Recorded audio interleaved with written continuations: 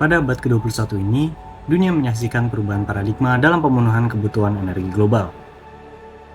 Terbatasnya sumber daya minyak dan gas bumi, serta dampak lingkungan yang semakin nyata, telah memaksa manusia untuk mencari solusi baru yang lebih berkelanjutan. Pada konteks ini, energi alternatif muncul sebagai pilar utama dalam mengatasi tantangan energi masa depan. Energi migas yang melibatkan minyak dan gas bumi tetap menjadi salah satu sumber energi utama dan paling dominan dalam pemandangan energi masa kini.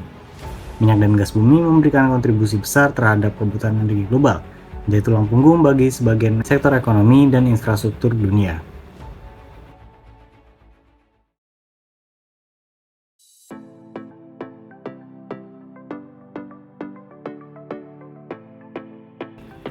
Menurut Kementerian Energi dan Sumber Daya Mineral Republik Indonesia, minyak dan gas bumi adalah sumber daya alam yang tersimpan di bawah permukaan bumi dan berbentuk cair maupun gas. Minyak dan gas bumi berada di dalam pori-pori batuan pada suatu kolam di perut bumi yang disebut reservoir. Minyak dan gas bumi terdiri atas senyawa kompleks. Unsur utamanya adalah atom hidrogen dan atom karbon, sehingga disebut juga dengan senyawa hidrokarbon.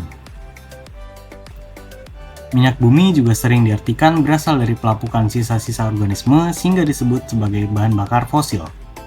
Minyak bumi berasal dari jasad renik, tumbuhan, dan hewan yang mati. Sisa-sisa organisme itu mengendap di dasar bumi, kemudian ditutupi dengan lumpur. Lumpur tersebut lambat laun akan berubah menjadi batuan sedimen karena pengaruh tekanan lapisan di atasnya.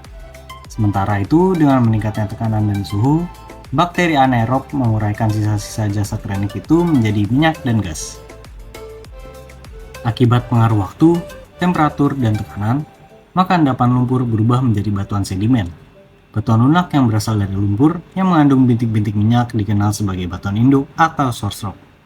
Selanjutnya, minyak dan gas ini akan bermigrasi menuju tempat yang bertekanan lebih rendah dan akhirnya terakumulasi di tempat tertentu yang disebut dengan perangkap atau trap.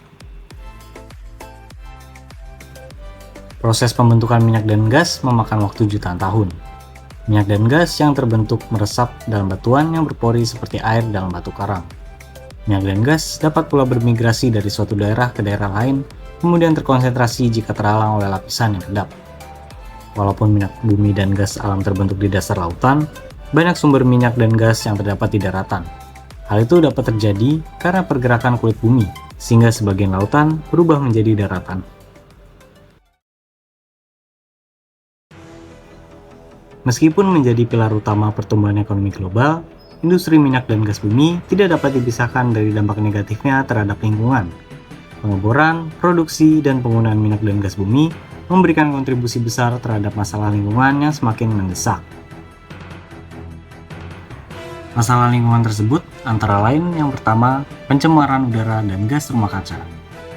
Salah satu dampak paling nyata dari industri minyak dan gas bumi adalah emisi gas rumah kaca seperti karbon dioksida dan metana. Proses pengeboran dan pembakaran bahan bakar fosil menghasilkan emisi yang signifikan, mempercepat perubahan iklim global, dan memberikan dampak negatif terhadap kualitas udara. Yang kedua, ada pencemaran air. Tumpahan minyak selama transportasi dan produksi dapat mencemari air laut, mengancam keberlanjutan ekosistem laut, dan menyebabkan kerusakan pada kehidupan laut. Selain itu, limbah cair yang dihasilkan selama pengolahan minyak dapat mengandung senyawa berbahaya yang mencemari sumber air. Yang ketiga, ada kerusakan ekosistem. Pembangunan infrastruktur seperti platform pengeboran dan pipa seringkali menyebabkan penggusuran lahan dan deforestasi. Eksploitasi minyak dan gas juga dapat merusak habitat alami, mengancam keberagaman hayati, dan mempengaruhi ekosistem secara keseluruhan.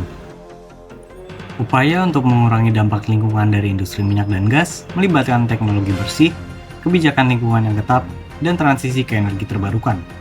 Namun, tantangan ekonomi dan politik seringkali menjadi penghalang memperlambat perubahan menuju praktek-praktek yang lebih berkelanjutan. Solusi jangka panjang terletak pada transisi ke sumber energi yang terbarukan.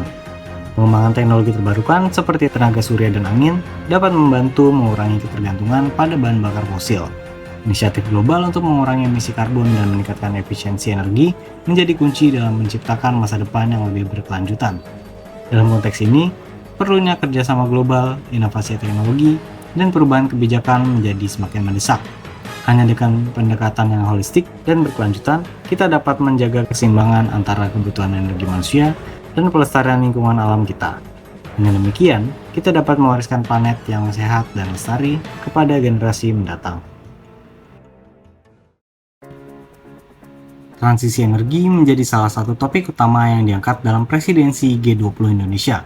Hal ini tentu menjadi kesempatan emas bagi Indonesia untuk menunjukkan kepada dunia atas dukungan terhadap transisi energi yang dapat dilihat lewat prototipe dan dukungan finansialnya, sehingga dapat direplikasikan dalam sejumlah program sejenis lainnya. Lalu, apa sebenarnya transisi energi dan bagaimana manfaatnya? Transisi energi merupakan upaya dalam menekan risiko pemanasan global yang berpotensi mengancam kehidupan yang layak di masa mendatang. Transisi energi adalah jalan menuju transformasi sektor energi global menjadi nol karbon. Hal ini mengacu pada pergeseran sektor energi global dari sistem produksi dan konsumsi energi berbasis fosil seperti gas alam, minyak, dan batu bara, ke sumber energi terbarukan seperti angin, matahari, dan baterai lithium ion. Sebenarnya, transisi energi bukanlah hal baru dalam sejarah dunia. Hal yang sama pernah dilakukan ketika mengganti penggunaan kayu ke batu bara pada abad ke-20. Hanya saja, di masa sekarang urgensi transisi energi menjadi lebih meningkat. Hal tersebut tak lain guna melindungi planet dari resiko perubahan iklim. Pentingnya transisi energi di masa sekarang didorong oleh berbagai faktor, di antaranya tingginya penetrasi energi terbarukan ke dalam baluran energi global, peningkatan teknologi dan penyimpanan energi, serta dimulainya elektrifikasi. Di samping itu, isu ini semakin berkembang karena para pemodal mulai banyak yang memprioritaskan faktor lingkungan, sosial, dan tata kelola. Di sisi lain, peran pemerintah juga dibutuhkan untuk membuat transisi energi dapat terwujud dengan baik. Urgensi transisi energi terjadi karena 3 hal, yakni perubahan iklim, gas rumah kaca, dan desentralisasi energi yang menuntut akses listrik ke berbagai daerah. Akselerasi transisi energi di Indonesia perlu dilakukan dengan berbagai alasan, yaitu yang pertama perubahan iklim. Hal ini merupakan alasan terbesar adanya upaya transisi energi. Sektor energi merupakan kontributor perubahan iklim paling dominan yang menyumbang hampir 90% dari emisi karbon dioksida secara global. Yang kedua, ada negosiasi iklim internasional Paris Agreement, yaitu kesepakatan para peserta COP ke-21 di Paris pada tahun 2015 untuk menahan peningkatan suhu bumi. Kesepakatan ini mewajibkan setiap negara anggota untuk mengambil peran dalam komitmen perubahan iklim, yang diwujudkan dengan penetapan Nationally Determined Contribution atau NDC masing-masing. Yang ketiga, ada teknologi dan penggunaan energi baru. Dengan adanya pertumbuhan penggunaan energi terbarukan di tingkat global, penelitian dan pengembangan atas teknologi yang tersedia semakin meningkat, sehingga teknologi energi terbarukan semakin beragam, berkualitas, dan efisien. Energi terbarukan mencakup berbagai jenis sumber daya alam yang dapat diperbarui secara alami dan berkelanjutan. Energi matahari, salah satu jenis utama energi, dimanfaatkan melalui panel surya untuk menghasilkan listrik atau pemanas matahari untuk keperluan pemanasan. Energi angin memanfaatkan turbin angin, baik dalam skala besar maupun kecil, untuk mengubah energi kinetik angin menjadi energi listrik. Selanjutnya, energi hidro didapatkan melalui pembangkit listrik hidro yang menggunakan aliran atau jatuhnya air untuk menghasilkan listrik, sementara energi ombak memanfaatkan gerakan ombak laut. Energi panas bumi yang berasal dari panas di dalam bumi digunakan untuk menghasilkan listrik atau untuk pemanasan langsung. Biomasa melibatkan penggunaan bahan organik seperti kayu atau limbah pertanian untuk menghasilkan energi melalui pembangkit listrik biomasa atau produksi biogas.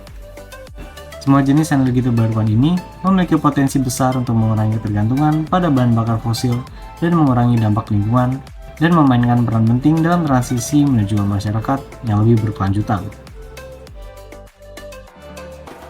Menggali potensi energi alternatif mencerminkan langkah monumental dalam menghadapi tantangan global terkait keberlanjutan dan ketergantungan pada minyak serta gas bumi. Transisi menuju energi bersih menandai perubahan paradigma mendalam dalam cara kita memandang dan memanfaatkan sumber daya energi. Energi alternatif, terutama yang berasal dari matahari, angin, air, panas bumi, dan biomasa, menjanjikan sumber daya tak terbatas yang ramah lingkungan. Dengan mengejar keberlanjutan melalui teknologi seperti panel surya, turbin angin, dan biomasa, kita tidak hanya mereduksi ketergantungan pada sumber daya yang terbatas, tapi juga mengurangi dampak negatif terhadap lingkungan. Perjalanan menuju energi bersih bukan hanya sekadar transisi teknologis, tetapi juga sebuah kewajiban global untuk mewujudkan masa depan yang lebih hijau, berkelanjutan, dan terbebas dari krisis energi dan dampak lingkungan yang merugikan.